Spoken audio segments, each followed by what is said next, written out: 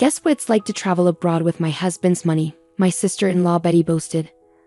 I wonder how it feels to rely not only on your parents but also on your brother, she added, sounding a bit rude. I felt really angry at her boldness. Well, you're not any better. You stay at home all day but still hire a maid and don't do any chores, I snapped back. That's enough, both of you stop it. My father interrupted as our argument started to get out of hand. He calmed me down with a gentle look and then turned to Betty. It seems like you both can't enjoy your trip with us here. We'll head back home. Sorry for disturbing, he said politely. My name is Lisa. I'm almost 40 years old and I work while living with my father. My mom passed away from an illness 10 years ago, and my younger brother Jake, who is 5 years younger than me, has already gotten married and moved out. I live simply with my father in our bay house. It's not that I can't afford to live on my own. I choose to live with my father because I worry about him. After my mom died, he started having a lot of health problems and had to stop working as he got closer to retirement age. His health got worse to the point where he wouldn't eat for days unless reminded and would be stuck in bed for almost 2 weeks if he got sick. I couldn't leave my dad alone in that condition. At that time, my brother Jake was already working as a lawyer and was engaged to be married. Jake and his fiancée were planning to build a new home near ours, so it was obvious that I would continue living with my father. Jake is very talented compared to me. I never expected his wife to be so difficult. Jake's wife, Betty, stopped working as soon as they got married and became a homemaker. She doesn't do any chores herself and relies on a hired butler. Her days mostly involve fancy lunches and shopping at expensive stores. Jake is busy with his job, so he might not have much time to spend with Betty, but her extravagant lifestyle is surprising. Living near Jake and Betty's house, I couldn't help but hear about Betty's carefree life. What made it worse were her comments when she visited us. When are you going to move out, Lisa? Aren't you embarrassed to still live at home at your age? She teased me. I often bit my tongue and just smiled vaguely, not wanting to hear such words from a woman who doesn't do any housework and just enjoys herself. I wish she wouldn't come over at all, I thought to myself. But my father felt sorry for Betty, thinking Jake might be too busy and she might feel lonely. He didn't push her away. Instead, he often invited her to have dinner with us. I wish Jake and my father could understand how much Betty's behavior was affecting me emotionally. But when I saw my father, unaffected by Betty's bold attitude, happily eating dinner with her, I couldn't help but feel like as long as he was happy, that was all that mattered. Why did Jake marry someone like her? I often wondered about it, but I figured there must be qualities in Betty that only Jake could appreciate. I chose to ignore Betty's rude comments and quietly continued eating. That day, like usual, my father invited Betty to join us for dinner. Jake had been really busy with work lately, and Betty usually just helped herself to food prepared by the housekeeper. Maybe feeling sorry for Betty, my father decided to buy some fancy ingredients and suggested that the three of us have a nice meal together. I wasn't very excited about it, but since my father insisted, I didn't have much of a choice. I went to the supermarket in town and bought some ingredients, then managed to make some dishes I'd never tried before. My father, who hadn't been eating much lately, was really happy and joked, saying, "I'm extra hungry today." Betty showed up quite a bit later than we agreed and plopped down in a dining chair without even saying hello properly. The dishes I'd made were all laid out in front of her. "Now that we're all here, let's dig in," my father said cheerfully, but Betty didn't seem happy. She pushed the food around with her fork, let out a big sigh, and said, "Do you really expect me to eat something that looks this unappetizing?" Betty shot me a disdainful look as she glanced at the dishes. I stared back at her and turned to my father in surprise. He also seemed taken aback, his mouth hanging open as he looked at Betty. "Well, it might not be as fancy as what your housekeeper prepares, but Lisa made all of this herself. Can't you show a bit more respect?" My father responded sternly. Betty immediately frowned. "I never said I wanted to eat with you guys. I'm just trying to create some memories here, and you serve me something that looks so unappealing. Can't you think about how I feel?" "What do you mean by making memories?" I muttered under my breath, but Betty caught on quickly. She looked down at me and my father, smirked, and said something shocking. "Well, your father won't be around for much longer, will he? I'm the devoted daughter-in-law keeping him company." So, I was expecting a sizable inheritance. At that moment, both my father and I were stunned into silence. The room fell quiet. Could this really be the woman that the smart Jake chose to marry? Talking about inheritance before someone has even passed away. There's something really wrong with that. You're going to live for many more years. Before I knew it, I was shouting. Even Betty, who had been grumpily playing with her food, stopped when she saw me venting my anger. Don't talk about inheritance to my dad. He might just be another person to you, but he's family to me. He's also family to Jake. He's the only living relative left for us after we lost our mother. My father gently restrained me as I leaned over the table, breathing heavily. I slowly sat back down, my anger toward Betty still burning inside. With a deep breath that seemed to break the tension, I felt my pent-up emotions deflate. I'll pretend I didn't hear what you just said, my father said in a calm voice. Immediately, Betty scoffed. All I did was speak the truth. I don't want the inheritance to go to a woman who's still living with her parents. Betty's words were blunt. I didn't have the energy to be angry anymore. She boldly brought up what my father had tried to ignore and hurled her insulting words and actions at us. I'll leave this old house to you, sister-in-law. Looks like you won't have to worry about losing your place to live, Betty said with a mocking laugh. I wanted to argue back, but when I saw my father quietly shaking his head, I held my tongue. My father was too forgiving with Betty, even as she feels lonely because Jake is often busy with work. It's not right to excuse an adult who doesn't know how to speak respectfully. My father glanced at my expression and murmured softly, "She's the one Jake picked." There was a sad smile on my father's face. He looked like a dad dealing with a troublesome daughter and also like a man who's been worn down by life. I couldn't bring myself to say anything when I saw my father's expression. I had words for both my father and Betty, but more than anything, I wanted to know what Jake thought about all of this. It's uncertain if Jake knows about Betty's behavior. If he's aware of it and ignoring it, then I feel obligated to speak up as his sister. In the end, Betty hardly ate the food I cooked and left early after a short conversation. Only my father and I remained in the spacious living room. Making memories, huh? Maybe she's onto something, I sighed quietly, noticing my father's figure suddenly appearing smaller as he muttered those words. Following Jake's suggestion, our family decided to take a trip to France. My father wanted to visit France while he could still walk without assistance, so Jake and I organized the trip. Initially, I suggested to Jake that he and Dad go on the trip alone without me, since Betty often made snide remarks toward me. I didn't want to spoil the happy atmosphere of the trip. However, Jake insisted that it would be better to have someone who usually observes Dad's condition, so he ended up buying 4 tickets.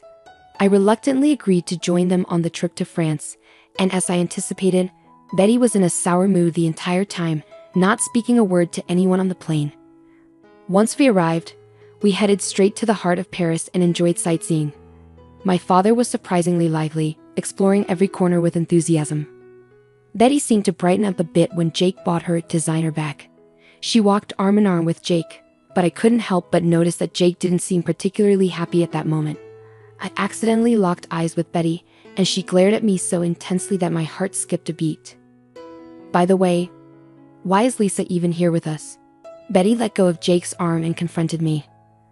I asked her to come just in case something happens to Dad. We need someone who can handle it. Jake tried to intervene, but it seemed like his words didn't register with Betty. She continued to stare at me, smirking. Betty spoke in a mean way, asking what it's like to use her husband's money to travel abroad. She said not to spend too much because plane tickets are expensive.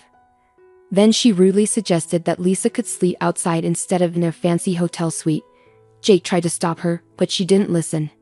Betty insulted Lisa, saying she lives off her family's money, including her brother's. Lisa felt really angry and upset at this. She fired back, saying Betty actually lives off Jake's money even though she's a housewife. Lisa pointed out that Betty hires someone else to do the housework. Their dad stepped in before things got worse. He calmly told Betty they'd leave because their presence was ruining her trip. He apologized to Lisa and asked her to check the bus schedule to the airport. Betty looked pleased, but Jake seemed worried. Jake suddenly realized that they would be left without anyone to help them once their parents left. He desperately tried to stop them from leaving, but their dad remained firm in his decision. He asked Lisa to check the bus schedule to the airport and promptly headed in that direction. Lisa had to follow her dad while keeping an eye on her brother and his wife. As they walked away, Jake shouted that they would be fine without their parents, disrespectfully calling them old man and old lady. Lisa felt upset at Betty for calling their dad old, but she didn't dwell on it. She hurried after her dad, listening to Jake's distressed cries and Betty's insults directed at him. Eventually, Jake burst into the cafe near the airport where they were having tea, looking frantic and sweaty. He rushed to their table and bowed his head in a flurry of panic. "I'm really sorry for what happened earlier. I'll make a proper apology later, but right now, I need your help with Betty," Jake said earnestly, bowing deeply. Dad and I exchanged surprised looks. "What happened to Betty?" I asked on behalf of Dad, prompting Jake to explain what happened after we left. Jake and Betty took a taxi to the hotel after we left on the bus to the airport. However, they encountered a problem once they were in the taxi. They couldn't communicate well with the driver because neither of them spoke French, and the driver didn't speak English. Despite the driver asking them something, they couldn't understand and ended up getting out of the taxi without realizing Betty was still inside. Jake expressed concern that he couldn't reach Betty on the phone and worried she might have been mugged or faced some other trouble after being left by the taxi. Realizing he needed help and feeling overwhelmed by the situation due to his lack of understanding of French, Jake turned to us for assistance. I reassured him that both my father and I are fluent in French. Despite Betty thinking of my father as incapable due to his age, he used to be a French teacher and I currently teach French. This trip to France was planned by Jake as a way for my father to reminisce about his youth. Upon arriving in France, my father seemed revitalized by memories of his time studying abroad. Since I also had experience studying in France during my student days, after parting ways with my brother and his wife, we shared stories about our time in France. My father listened intently, eventually nodding in understanding. "Let's head back to the city center. I'm guessing the taxi that dropped you off might be waiting for its next passenger there," my father suggested. Following my father's advice, we swiftly prepared ourselves and embarked on a mission to locate Betty, who had been left behind somewhere. My father and I decided to split up and search for the taxi that had dropped off my brother and his wife when they returned to the city center. It's common for taxi drivers in the area to speak French fluently without needing to use English. Before I could reach them, my father managed to find the taxi that had taken Jake and Betty, leading us to the spot where Betty was supposed to have been dropped off. Thankfully, Betty was there, safe but looking weary. However, upon her arrival, it became evident that she had been robbed. All her bags and belongings were missing, leaving her with nothing. When Betty spotted Jake's face, tears started to form in her eyes, but she quickly put on a frown upon seeing us. "Why are they here, Betty?" Jake asked, clearly annoyed, and let out a heavy sigh. "If it wasn't for them, you'd have been stranded here with nothing, Betty. You should be thankful," Jake scolded her. Betty looked uncertain. "What do you mean?" "Without them, our trip would have been a mess. We can't speak French, so that's why we're in this situation. But they're different. They're both French teachers, much better at it than I am," Jake clarified. Betty seemed uneasy, glancing over at us. A troubling thought crossed my mind, and I quietly told Betty, "If we hadn't found you, you might have had to sleep on the streets here."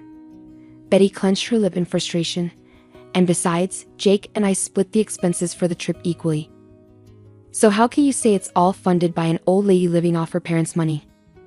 With that, Betty began to tremble. "It's your father's money anyway, right?" In response to Betty's argument, my father gently shook his head. "I didn't do anything, Lisa. Jake and Betty are doing well on their own. They're my pride and joy." Just as I felt Betty's glare bore into me, she fell silent, refusing to say a single word of thanks despite being helped. I had a lot I wanted to say to her, but my father's whispered advice to take it easy made me restrain myself and stay quiet. This must have been a very embarrassing moment for Betty. She probably never expected to be rescued by someone she had looked down upon. Even Jake seemed tired of Betty's stubborn hostility towards us, his frustration evident on his face. "Well, now that everything's sorted out, shall we continue our sightseeing? Let's go to a restaurant I used to love when I was studying here," my father suggested cheerfully. With my father's optimistic suggestion, our family was united once again. We had a fantastic time in France, ignoring Betty's gloominess and fully enjoying our trip. When we returned to the States, Jake kept apologizing to us and surprisingly decided to divorce Betty. I was shocked and asked him why they had married in the first place. It turned out Betty had lied about being pregnant and pressured Jake into marrying her. After they got married, it became clear that she wasn't pregnant at all. Jake had hesitated to divorce her earlier because of his public image, but he couldn't tolerate Betty's disrespect towards my father and me anymore. After the divorce, Betty was forced out of their home and couldn't continue living as a housewife. Without a maid to help with household chores, she faced difficulties. Additionally, she lost half of her assets due to a pickpocket incident during our trip to France. She must be working hard now to make ends meet. Meanwhile, my father became noticeably happier and more lively, reminiscing about his youth in France during our trip. I decided to quit my teaching job and started a French language school at home. I hope to renovate it soon and have my father join me as a French teacher. Our family's dreams are growing, and we're excited about the future.